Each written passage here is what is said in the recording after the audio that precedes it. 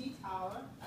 Miss Ashley is my preceptor, and as one of my assignments, it is to come and do a presentation, and this presentation is going to be over elimination.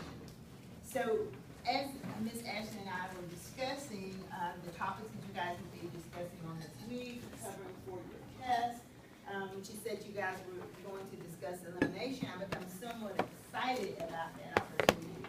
Why so? Because I am the kind of expert, I would say, for small bowel obstruction. And that is because me, as I would say, I am an individual who's had several small bowel obstructions. So since 2008, I've had at least 3 small bowel obstructions, 2 surgical procedures to alleviate those obstructions, and 1 hospitalization. So during this presentation, after presenting the content to make sure that you guys have that covered, I want to just talk a little bit about the small bowel obstruction from the patient's perspective, okay? So if I've had an opportunity to spend some time with you guys in the clinical setting, thank you for allowing me to share some of my knowledge with you guys and some insight. If I had an opportunity to round in you in the clinical setting, I probably showed you guys the clinical evidence-based tool that we utilize so that you can have evidence-based practice information at your fingertips. So when you're caring for patients, if you had questions about different diagnoses as well as drug management, if you had an opportunity to see that program that we have, that's great. But if not, I have a handout, and it's going to be over the small bowel obstruction, and I'm going to pass that out to you guys now. So this is from the clinical reference EBSCO. It's evidence-based practices, and it's at your fingertips when you come to the hospital setting. To spend some time with us there at Christus. So small bowel obstruction. So as I stated, I am a content expert of it. So I was excited about this presentation. So when your patients come in and they have a diagnosis of small bowel obstruction, it can either be a complete obstruction or it may be a partial obstruction. So your obstructions prevent the normal flow of your intestinal content through the intestinal tract. So that causes the patient to develop what we call, above that obstruction, the accumulation of fecal matter, gas, as well as fluid. So what would that put your patient at risk for?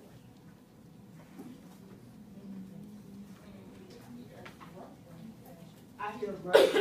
So if you had a patient that had an obstruction, we're talking in particular the small bowel obstruction is what we're discussing, if they were to have that obstruction and they had fecal matter to accumulate, what would that put your patient at risk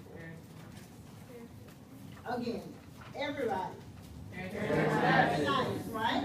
So that we know is a medical emergency. So with that, you want to make sure that you notify the physician immediately because your patient is at risk for medical emergency. So what causes small bowel obstruction? So the most common causes of small bowel obstruction is herniations as well as adhesions. And that was one of my factors, is the adhesion standpoint. And I'm going to talk to you guys about that in just a little bit. Adhesions. So adhesions and herniations are the most common cause for small bowel obstruction. So what would your patient look like? How are they going to present? So when your patients come in, most likely they're going to come in through an ER because it's going to be an abrupt, it's going to be something that happens suddenly, and they're going to be complaining of abdominal pain that is colicky, as well as weight loss. They may even have what we say blood or mucus present without the fecal matter. And they're going to be vomiting, okay?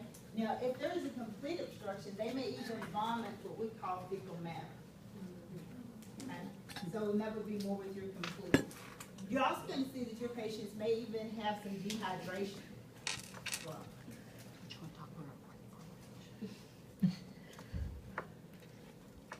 going back to the general malaise, what did we say that was? How would they present? Weak, fatigue, and weak, right? So weak and fatigue.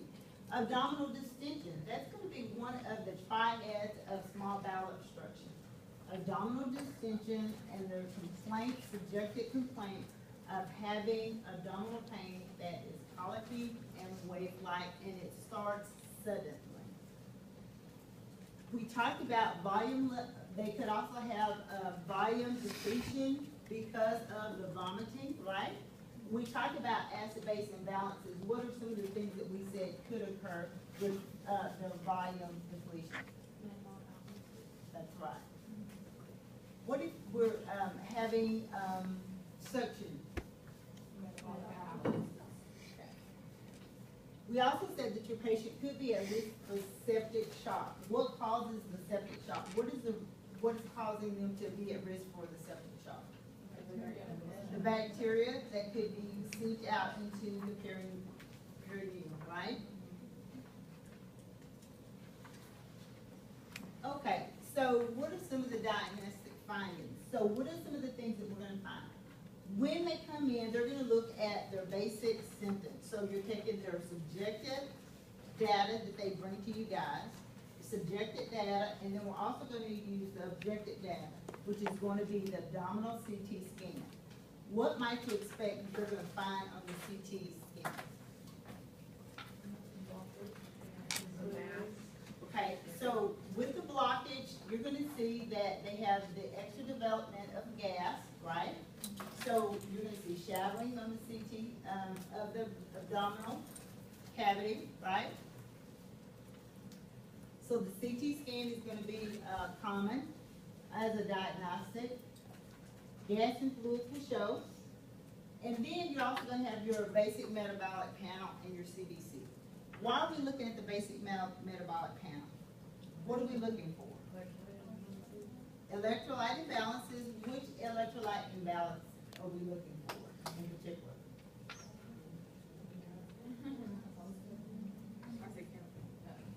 I heard calcium. What in particular, when we said that they're going to have a blockage and they're going to be vomiting? I hear potassium. Are you looking for like metabolic? No, electrolyte imbalances, but we're looking at the electrolytes in particular. What are we looking at loss of? Sodium, potassium, calcium. You guys talked about that earlier, right? What about with the BMP? The CBC, sorry. What about the CBC? Okay, you're looking at your white blood count, right? Because we're suspecting maybe that person might have an infection, right?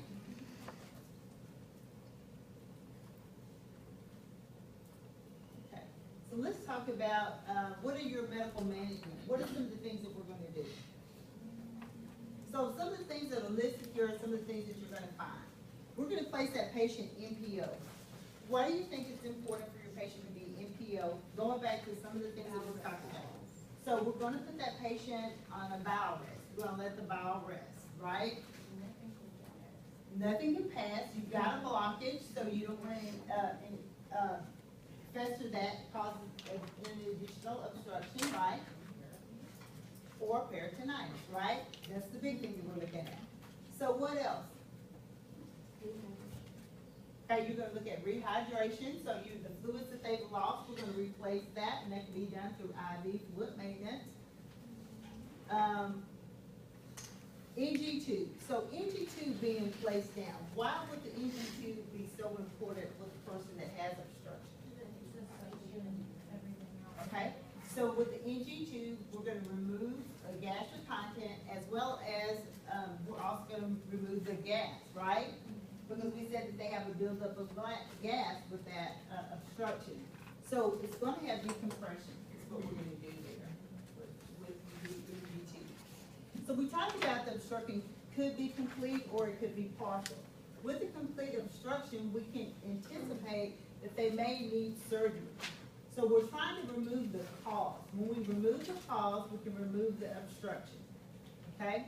So going back to the major causes of small bowel obstruction, we said the major causes were hernias and adhesions. So if you can go back and remove the adhesion, maybe we can prevent the obstruction, right? Or do a hernia repair. So once they have the surgery and the portion that is affected is removed, then they have to go in and they have to go in and reconnect the loop of the valve. So you'll see that happen as well. And then we said the IV fluids are going to be used to replace a loss of electrolytes. So nursing management, what are some of the things that you guys are going to be doing? You're going to be maintaining the NG2, measuring your intake and output. Why is it so important to measure your intake and output? Make sure they don't go into volume overload. Okay, what was that? Repeat that one more time. Make sure they don't go into overload on fluids. Okay, so making sure that they don't go into overload on fluids. What else are we looking for? Okay, so see how much they're putting out. So that's important. So you're measuring and looking at that NG tube that we've got up to suction, right? Okay, that's important. Output, what are they having out? Are they having fecal matter? Are they having that, or is it complete obstruction? Right? Assessing the bowel sounds. That's going to be important. That's a very important part of your focus assessment with someone with a small bowel obstruction. Why is it so important? Because we want to see if their condition is getting worse, right? What would you expect to hear with your assessment of the bowel sounds? Hyperactive, right? Hyperactive bowel sounds, okay? You may even hear some high-pitched hyperactive bowel sounds, okay? So with abdominal distension, so we're looking and we're listening, okay? And then how would you expect the patient to complain of the abdominal pain? Okay? And crampy wave light. Okay. So with the large bowel obstruction, large bowel obstructions are not as common as a small bowel obstruction. Most of these are being caused by tumors in the GI tract. So this is not as common. It's less dramatic than the small bowel obstructions because the symptoms usually occur with long-standing constipation. Dehydration can also occur, but it also occurs a lot slower than it would with your small bowel obstruction. So the key thing about the small bowel obstruction is they are more common. They're more common in elderly patients and those individuals with history of previous abdominal surgeries. Previous abdominal surgeries. That's more common.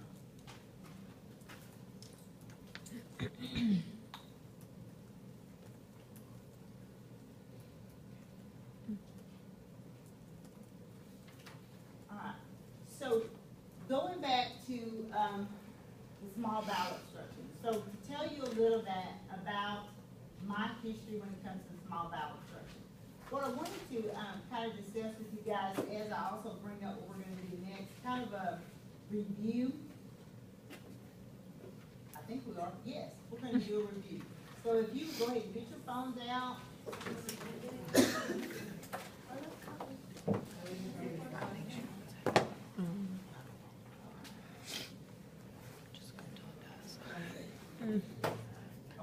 As you're going ahead bringing this up, we're going to talk just a little bit about my history to help draw your picture of what someone with a small bowel obstruction may look like and what they would present with.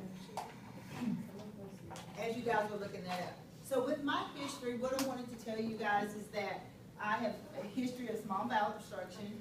I have 3 children, and with those 3 children, I had 3 C-sections. Okay? So, as I said, common factors that could result in small bowel obstruction is the formation of adhesions, right? Okay. So being of African American descent, when you have scar tissue develop, that can also cause the development of adhesions. So with me, I had keloid. Do you guys know what a keloid is? Okay, so with keloid formation, you have an overgrowth